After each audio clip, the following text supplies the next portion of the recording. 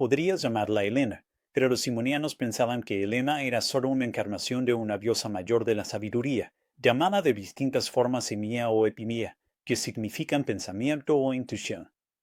Estaba lejos de ser simplemente un rostro que lanzó 1000 barcos, y a mujer vendida como esclava sexual en un burdel sirio. Ella era la creadora de este mundo. Encerrada por ángeles, su propia descendencia había sido forzada a habitar cuerpos. Y a lo largo de las eras se convirtió en diversas formas y de distintas maneras en una versión degradada de su verdadero ser. Pero a pesar de las apariencias, ella era y seguía siendo una diosa. Una diosa redimida no por su amante, sino por su padre, encarnado en la persona de Simón de Samaria. Esta es su historia y también es la nuestra, ya que la sabiduría divina está, en cierto nivel, encarnada en cada uno de nosotros. Nuestra conciencia es una manifestación del pensamiento divino postergado y degradado. Ella es tanto nuestra madre como la expresión de nuestro ser más elevado y nuestro pensamiento más elevado. Siempre será el primer pensamiento de Dios.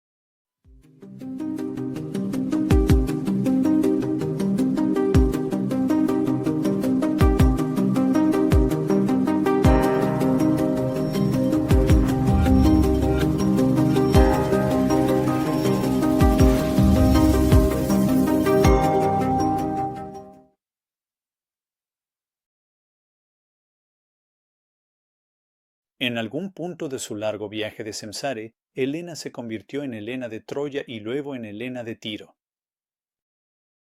En esta sesión voy a repasar paso a paso la recepción de Helena por parte de los simonianos, dando el peso que merece a esta figura poco conocida, esta mujer sabia y la sabiduría misma, que se convirtió en maestra dentro de la comunidad simoniana y fue tan honrada y reverenciada que al menos algunos simonianos se sentían satisfechos de ser llamados helenianos. La historia de la sabiduría simoniana comienza en la Gran Declaración, un documento preservado únicamente en el sexto libro de la refutación de todas las herejías, que fue conservado solo por casualidad en un único manuscrito. Escrito en el siglo XIV y colocado en una biblioteca en el Monte Asos.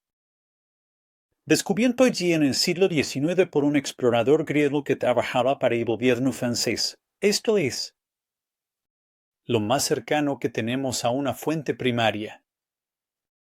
En esta fuente, la sabiduría simoniana hace su debut como el pensamiento primordial de Dios. En términos pitagóricos, ella es la díada que emerge del uno eterno, la mónada, también llamada mente y el gran poder. Más en el trasfondo, en esta mezcla de mitologías, están las representaciones judías de la sabiduría, como la creadora en Proverbios 8, Eclesiástico 24 y un Enoc 42. Esta sabiduría, sin embargo, adopta el nombre distintivamente griego de epimía. ¿Qué significa pensamiento, percepción? Y esa epimía quien se distingue o se diferencia de su padre, de la mente. Y dado que la mente es divina, el pensamiento de la mente también es divino. Y el pensamiento se vuelve y contempla a su padre, el intelecto primordial, como la imagen exacta de su padre, el espejo perfecto de su bondad, tal como lo encontramos en la sabiduría de Simón, capítulo 7. Y así, el Padre, la mente masculina, se conoce a sí mismo a través del pensamiento femenino, y el uno se convierte en dos, dando inicio a toda la creación. Así es como muchas cosas emergen del uno. En esta alegoría simoniana del Génesis 1, encontrada en la Gran Declaración, la sabiduría está representada por el Sabet o el séptimo día. Ella es llamada 7 y específicamente el séptimo poder. Como la conciencia de Dios presente en las aguas de este mundo, ella es la manifestación más grande. De hecho, la culminación de la creación en el séptimo día. Pero ella no es la última entidad en ser creada. En realidad, ella es la primera, porque también está simbolizada alegóricamente por el aliento divino o espíritu que se cierne sobre el océano cósmico en Génesis 1 a 2. Y fue ella quien formó la imagen en la que la humanidad fue creada, de modo que es mediante la conformidad con la sabiduría, y sólo con la sabiduría, que los humanos se reasimilan a la imagen de Dios. Dios es un fuego intelectual. Y los humanos son como pequeñas chispas de esta llama. Pero la conciencia de Dios crece y madura a través de nosotros, de modo que, poco a poco, nos convertimos en ese fuego mayor. En la Gran Declaración, Epinoia nunca es identificada con Helena, ya sea de Epiro o de Troya, lo que indica que se trata de una etapa temprana de la teología de los simonianos y de la teología de la sabiduría en particular. Es solo en los informes sobre herejías donde encontramos que la sabiduría de los simonianos se encarna en una mujer llamada Helena. Comenzando con Justino Mártir, alrededor del año 150 de la Era Común, escuchamos el primer informe sobre los simonianos de Samaria, quienes redimieron, es decir, compraron para liberar de la esclavitud sexual a una trabajadora sexual de la ciudad de Tiro, en la costa de lo que hoy es el Líbano moderno. Helena no era una prostituta, sino alguien obligada a vender su cuerpo.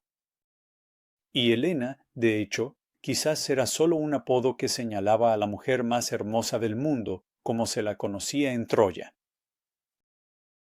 Para los simonianos, Helena de Tiro era solo la manifestación más reciente de la sabiduría divina. Ella era, en realidad, el pensamiento primordial de la madre, y su verdadero nombre, es Enia.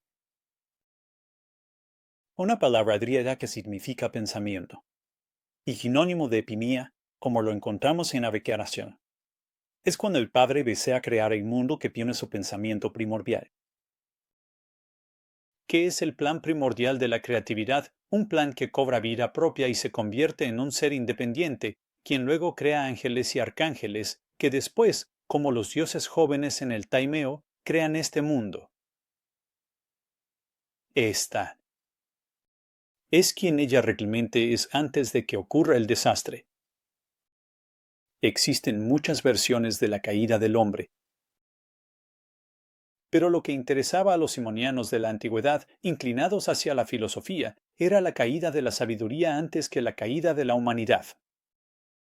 Ya existía un mito conocido por Enoc sobre la caída de los ángeles, y los simonianos desarrollaron este mito para derivar una caída de la sabiduría, quien creó a los ángeles, quienes, a su vez, crearon el mundo. Y la sabiduría fue, a su vez, esclavizada por estos ángeles. No sabemos por qué los ángeles se volvieron malvados ni por qué administraron mal el universo. Tal vez deseaban egoístamente atribuirse el mérito de la creación. Y querían dirigir la adoración de la humanidad hacia ellos mismos. En cualquier caso, Enia es atacada por sus hijos, profanada y obligada a vivir su profanación siendo relegada a cuerpos femeninos. Cuerpo tras cuerpo, en un ciclo aparentemente interminable de reencarnación. Hay una pista en la fuente, una fuente simoniana conocida por Epifanio, que sugiere que la sabiduría crea sus propios cuerpos, o que los creó, al menos al principio. Aunque la sabiduría fue obligada a encarnarse, la fuente la presenta como no completamente indefensa, sino esperando que el Padre cumpla su plan de redención, redimiéndola a ella, y así comenzando la redención de todas las mentes humanas.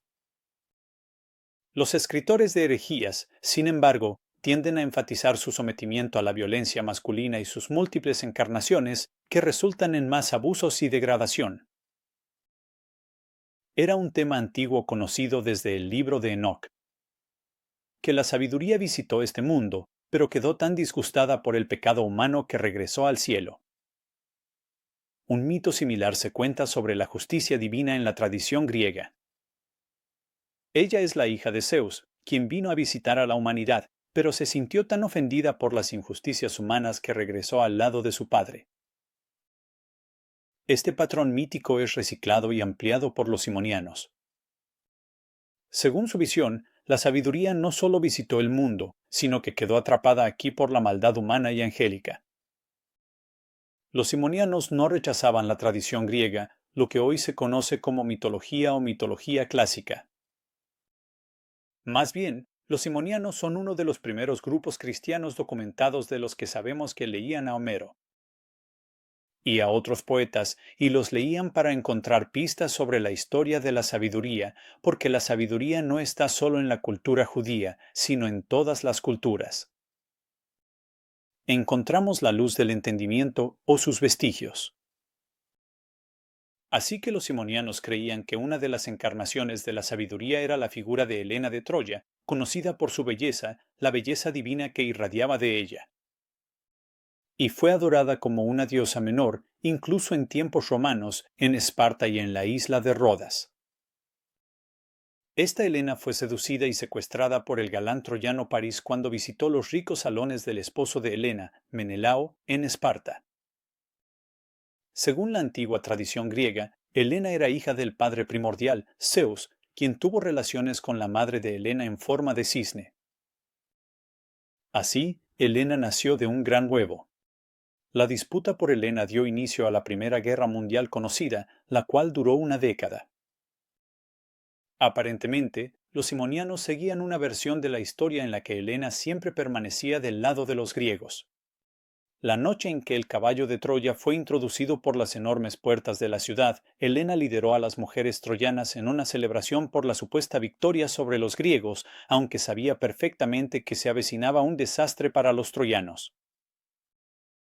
Como una ofrenda de paz para los griegos, ella encabezó una procesión de victoria hacia el templo más santo de la ciudad, agitando una antorcha.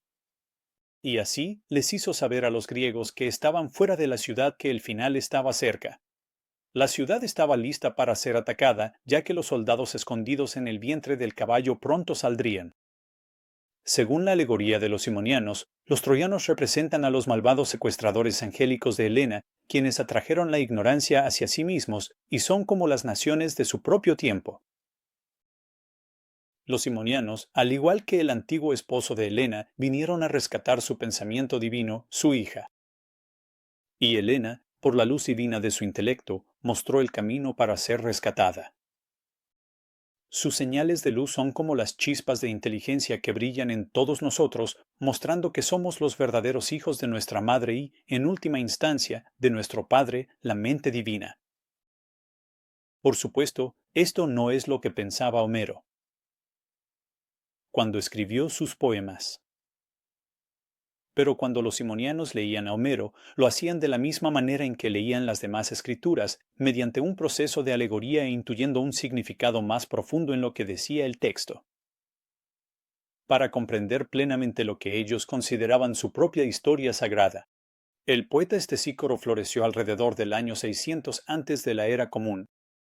Se convirtió en parte de la historia de Helena cuando la culpó por haberse dejado seducir por París para ir a Troya, y así convertirse en la causa de la matanza de tantos hombres en los campos de batalla fuera de la ciudad.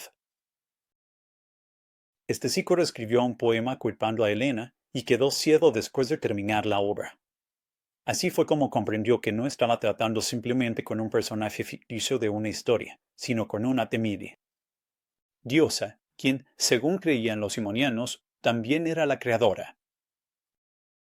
Lógicamente, entonces, ella tenía el poder de quitar la vista, y también el poder de devolverla, pues ella la había creado desde el principio. Y así, como una especie de expiación, Estesícoro escribió un conjunto muy famoso de poemas llamados las Palinodias en su honor. Y en estas Palinodias dijo que la verdadera Helena nunca fue a Troya en las bien curvadas naves. Según la tradición posterior, Helena fue arrebatada a Egipto. Y así, después de que Estesícoro reescribiera esta historia, su vista fue restaurada milagrosamente. Por supuesto, a pesar de que Helena fue mantenida a salvo, la guerra de Troya aún ocurrió. Los hombres aún murieron. Y así, algo sí fue a Troya, pero para Estesícoro no fue la verdadera Helena, sino un fantasma hecho de nube que los dioses habían llevado a Troya, una especie de Helena dosépica. Y fue este fantasma el que causó la guerra. Eurípides, en su obra Helena, retoma y adapta esta misma historia para el escenario griego a finales del siglo V. Y así llegamos al final del libro. A Helena de Tiro, una mujer que vivió en la época de Jesús y que era conocida por su belleza. Vendida como esclava sexual en la metrópolis de Tiro, en la costa fenicia, donde fue obligada a vender su cuerpo y ser abusada. No solo por París, sino por toda una multitud de hombres. Fue redimida por los simonianos que vinieron de Samaria a Tiro, de manera similar a como Jesús había llegado a Tiro o a sus regiones, y quien fue visitado por la mujer sirofenicia. Jesús nunca la rescató. Una trabajadora sexual, pero los simonianos, en la forma del Padre, rescataron a Helena liberándola de sus cadenas. Fue, al parecer, quien le reveló su verdadera identidad, que ella era Emía. Y esta mujer, según se dice, se convirtió en maestra dentro de la pequeña secta cristiana de los simonianos, tanto así que Jesús, a finales del siglo II, informó que sus seguidores eran llamados helenianos. Según la tradición reportada por Tertuliano y Epifanio, los simonianos identificaban a Helena con el Espíritu Santo, y esta identificación se confirma por la gran declaración, donde el séptimo poder, o epinía, también se identifica con el Espíritu Divino que flotaba sobre las aguas.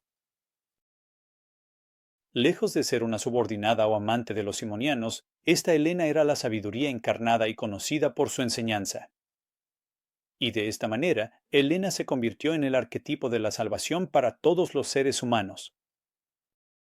La llama encendida en ella era la llama de la sabiduría y la inteligencia. Y es la llama que arde dentro del corazón de cada ser humano. Así que, al redimirla primero a ella, los simonianos forjaron un camino para que todos pudieran alcanzar la sabiduría. Y cuando él ascendió, finalmente permitió que Helena ascendiera con él de regreso al Padre para siempre. Y por toda la eternidad, allí, guiando a los seres humanos hacia ella y a través de ella, permitiéndoles ser redimidos. A pesar de todo el veneno de la heresiología, esta es una historia hermosa. Helena, o el pensamiento divino, fue el medio por el cual Dios creó el mundo. Su primer acto fue la creación del mundo, y su redención es el comienzo de la salvación del mundo. La salvación es la recreación, la restauración del pensamiento divino a su lugar y cuerpo legítimos. Al buscar la gnosis, todos estamos restaurando el pensamiento divino a su lugar legítimo. La creación y la salvación están íntimamente conectadas en el pensamiento simoniano y el ascenso de la sabiduría es el comienzo de nuestra propia exaltación hacia un pensamiento más verdadero. Helena fue y es el verdadero pensamiento de Dios, equivalente al logos en otros sistemas cristianos. Y es ella quien da vida a la verdadera luz y al verdadero pensamiento de Dios dentro de todos los seres humanos. Esta es su historia y vale la pena conocerla, porque puede salvar tu alma.